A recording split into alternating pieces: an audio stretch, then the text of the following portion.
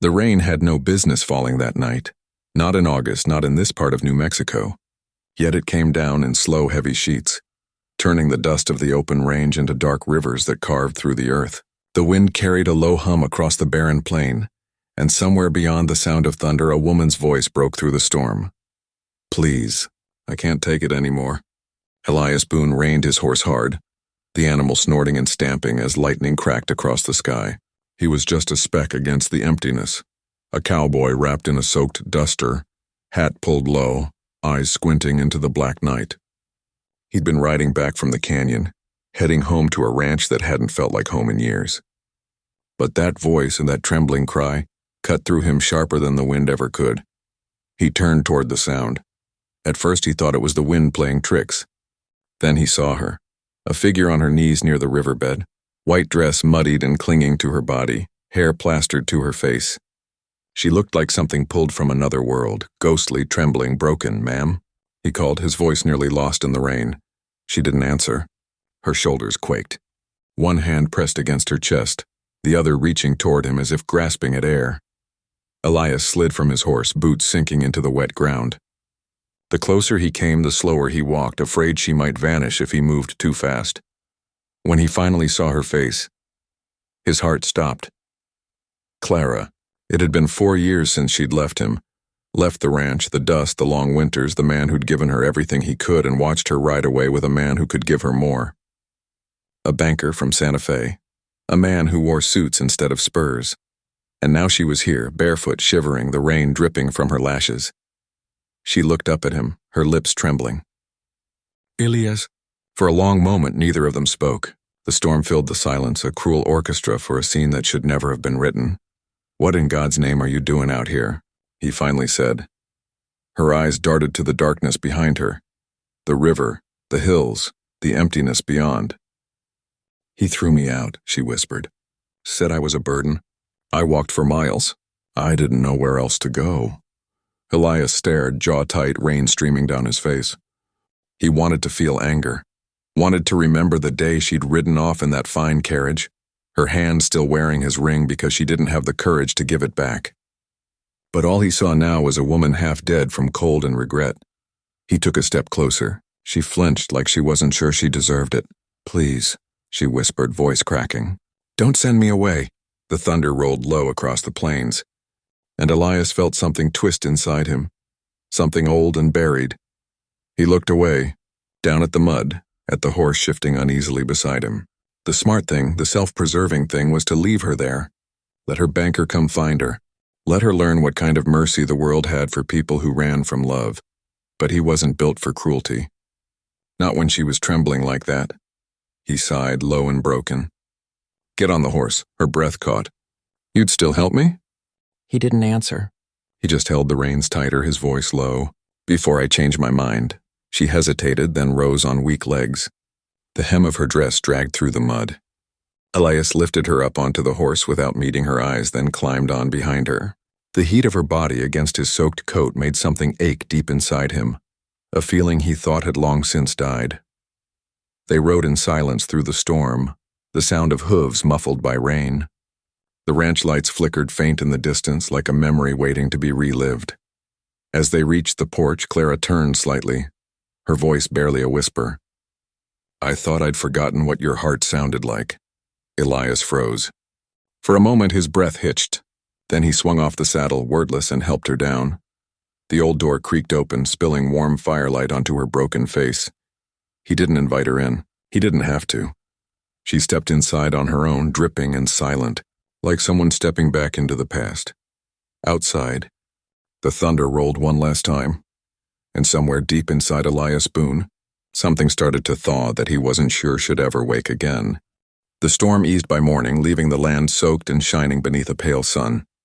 The hills steamed where the light touched them, and the air smelled of wet sage and distant smoke. Inside the ranch house, the fire had burned down to embers. Elias Boone stood by the window, hat in hand, watching the light creep across the plains. Behind him, Clara sat wrapped in one of his wool blankets, hair loose and still damp. The silence between them had weight, the kind that years couldn't soften. He hadn't asked her a thing all night. Not where she'd been, not why she'd come. He'd just given her his bed and slept in the chair by the fire, his revolver on the table beside him like old habit. Now, as the first wagon from town rumbled faint on the horizon, reality began to settle in. "You know what folks'll say if they see you here," Elias said without turning. "I don't care what they say anymore."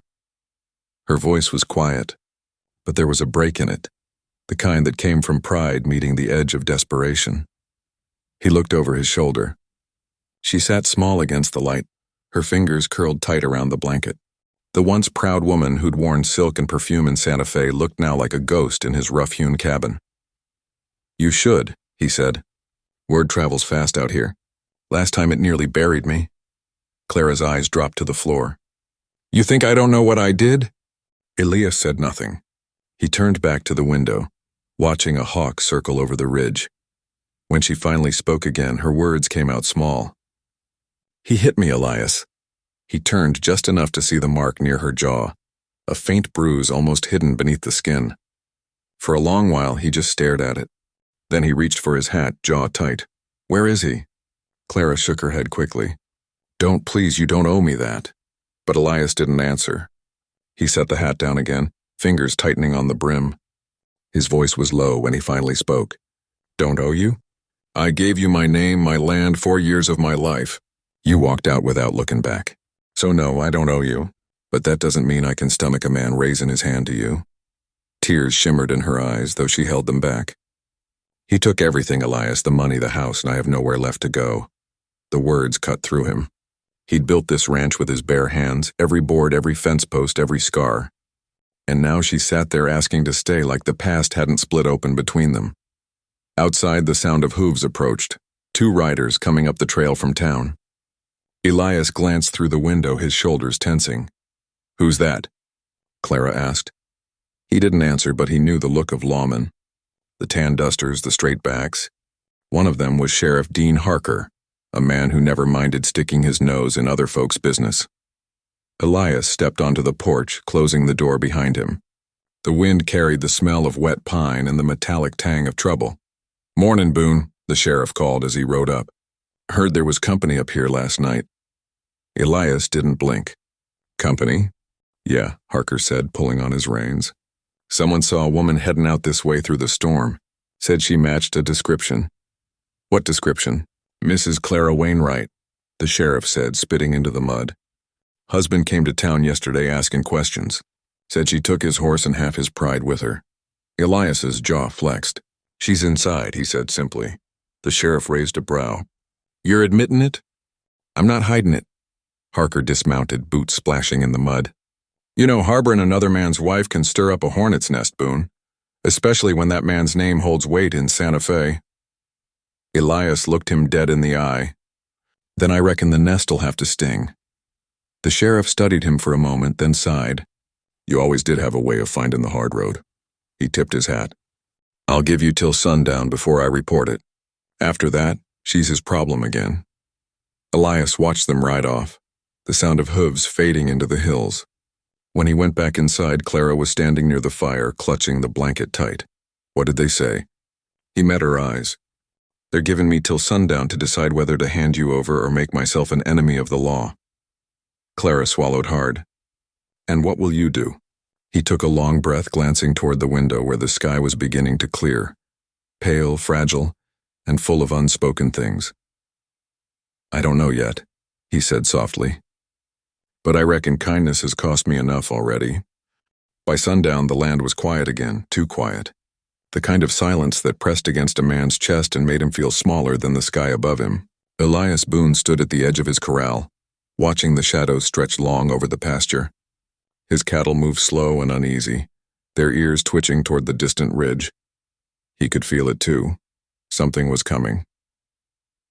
Inside the house, Clara moved like a ghost, trying to help where she could, folding the blanket, sweeping the floor that didn't need sweeping, keeping her eyes anywhere but on him. She'd asked once if he was sure he didn't want her gone before dark.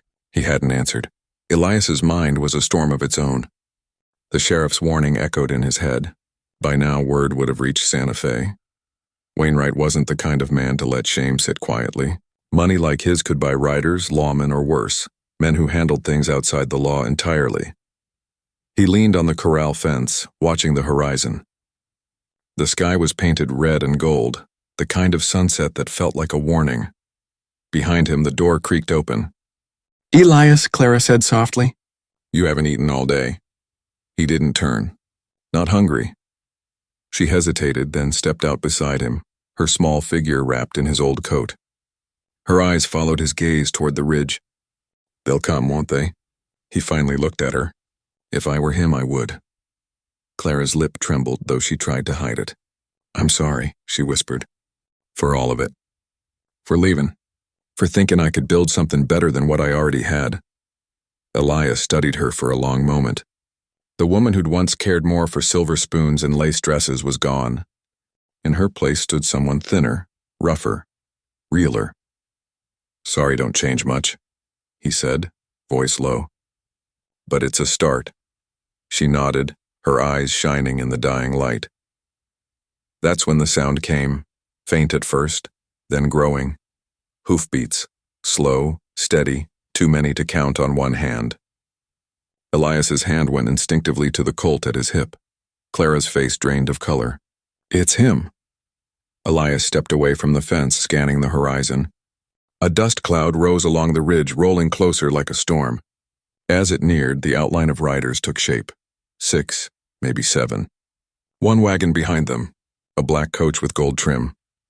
Stay inside, Elias said sharply. Elias. Now. She obeyed, vanishing back into the house as he walked toward the gate, boots crunching over dry earth. The first rider came into view, tall, wearing a tailored coat instead of a duster. Wainwright. His hair slicked back, face hard as carved marble, eyes gleaming with something too proud to be fear. He pulled his horse to a stop 20 feet from the porch. Rain-spotted dust clung to his fine clothes. Well, he said coolly, I was told you were a stubborn man, Boone. Didn't think you'd be a fool on top of it. Elias didn't move. You rode a long way for something you don't deserve. Wainwright smirked. That woman belongs to me. She don't belong to anyone. The banker's eyes flickered. You'd risk your neck for a whore who walked out on you? You must have short memory or no pride. Elias's jaw tightened. His thumb rested on the hammer of the Colt. You can say what you want about me, but you keep her name clean while you're on my land. The men behind Wainwright shifted uneasily, their hands near their guns. The air grew heavy, the kind of stillness that came right before the world split open. From inside the cabin came the faint scrape of movement. Clara peeking through the window. Pale against the glass, Wainwright noticed. Come on out, darling, he called, his voice slick and sharp. Let's not make this ugly. Elias took a step forward. You're already too late for that. Wainwright's smile faltered. You really think you can win this, Boone? You and that 6-shooter against me and my men? Elias looked at him steady and calm. Ain't about winning. It's about what a man can live with when the smoke clears. The wind carried the smell of rain again, though the sky above was clear. The riders shifted in their saddles. Somewhere far off, a coyote howled. Then Wainwright's expression changed, colder now. You've made your choice, he said. And I'll make mine. He tugged his reins, turning his horse back toward the ridge. His men followed, though one stayed long enough to spit near Elias's boots before riding off. The sound of their departure faded slow into the night, leaving only silence, and the knowledge that this wasn't over. Elias stood there long after they disappeared, hand still on his gun, eyes on the horizon. Inside, Clara whispered through the door, What happens now? He looked back toward the darkness gathering along the ridge. They'll be back, he said quietly. And next time they won't be talking. The night came on heavy and silent, the kind that made every sound feel louder than it should. Crickets had gone quiet, the wind still. Even the cattle stayed close to the barn, uneasy. Elias sat at the table, cleaning his Colt piece by piece. He wasn't a man who feared dying, he just feared what might happen before it. Across the room, Clara sat near the hearth, her hands folded in her lap, eyes fixed on the flames. She hadn't spoken since sundown. When the clock struck 10, Elias finally broke the silence. You should get some sleep.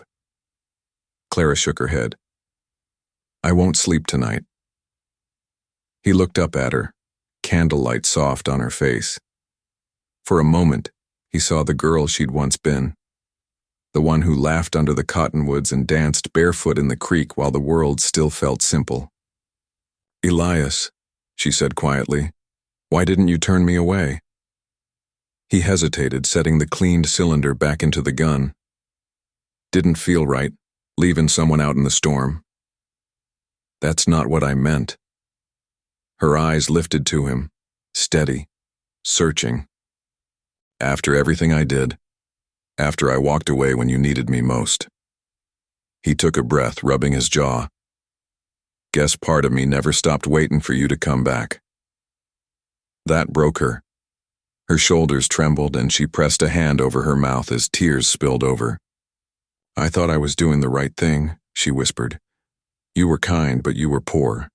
And he promised me the world. Said I'd never have to live with dirt under my nails again. I didn't see how empty the world could be without your silence in it. Elias looked away, jaw tight. He'd buried the pain of her leaving under work and whiskey, told himself he'd moved on. But hearing it said out loud, it reopened something raw. You still think words can fix what time couldn't? He asked softly. She shook her head. No, but maybe they can help you understand why I'm not running anymore. Elias leaned back, folding his arms. What makes you think you won't have to? Her hand drifted to the edge of the table near his. Because I'm tired, Elias. Tired of pretending I'm someone I ain't. I left you for gold and came back with nothing. Maybe this is where I was meant to end up, with the man who never stopped being decent, even when I didn't deserve it. The wind moaned against the walls then, soft and hollow. He could hear the faint rattle of a loose shutter, the kind of sound that carried through a man's bones. Elias stared at her hand, the way her fingers trembled near his, and for the first time since she'd returned, he reached out. His rough, calloused fingers brushed hers, a small thing, but it felt like the whole world shifted. Clara, he said low, you know they'll come by morning. I know. They won't just talk this time. I know that too. He searched her eyes and she didn't flinch. Then why are you still here? She gave a small, sad smile. Because you're the only place that ever felt like home. The words sat between them, heavy and beautiful.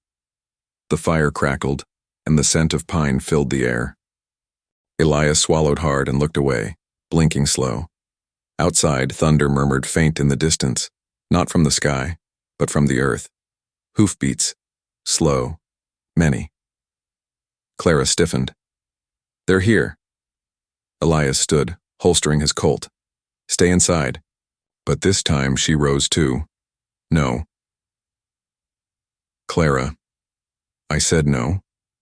I won't hide behind walls while you fight for what's left of me. He looked at her. Truly looked. There was fear in her eyes, yes, but also something stronger. Resolve. For the first time in years, she wasn't running or pleading. She was standing. Elias exhaled slow. Then stay behind me. They stepped out together into the night. The moon hung low and white over the plain, throwing silver light across the field. Down the trail, a line of riders appeared. 7 men, their silhouettes stark against the horizon. At the front rode Wainwright, his black coat gleaming, his hand resting on his gun like he already owned the ending. Clara's voice trembled beside him. He won't stop until you're dead. Elias's eyes narrowed. Then he best be sure he finishes what he starts. For a long, terrible moment, the world seemed to hold its breath. The riders slowed, forming a half circle at the gate. The wind shifted, carrying the smell of gun oil and fear. Clara's hand brushed his again. He didn't look at her, but he felt it. And that was enough. Whatever happens, she whispered, thank you for letting me come home. The words were soft as prayer. Then the sound of a hammer being cocked broke the stillness and the standoff began. The world seemed to narrow to the sound of horses breathing and the dry creak of leather. The moon washed everything in cold light. The fence posts, the dust, the faces of men who'd already decided what they were willing to kill for. Elias Boone stood firm at the gate, Colt drawn low at his side, thumb resting gentle on the hammer.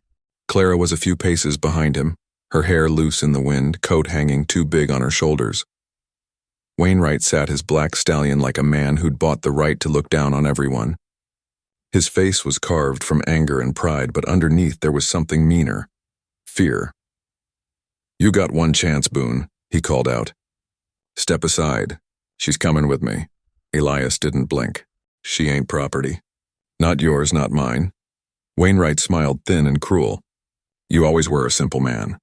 But I'll tell you plain, that woman's my wife and the law says—" "The law ain't always right," Elias cut in, voice low but steady. "Sometimes it's just the loudest man with the fattest purse." Wainwright's eyes flared. "You think you're some kind of hero standing there with your farm and your sad stories?" "She made her choice when she left you." "Maybe she did," Elias said. "And maybe I made mine tonight." The banker's hand twitched toward his holster. Elias saw it, the shift in the eyes, the flex of muscle, the tilt of the reins. "Don't," Elias warned softly. But the man couldn't help himself. Pride never could. The first shot cracked the night wide open.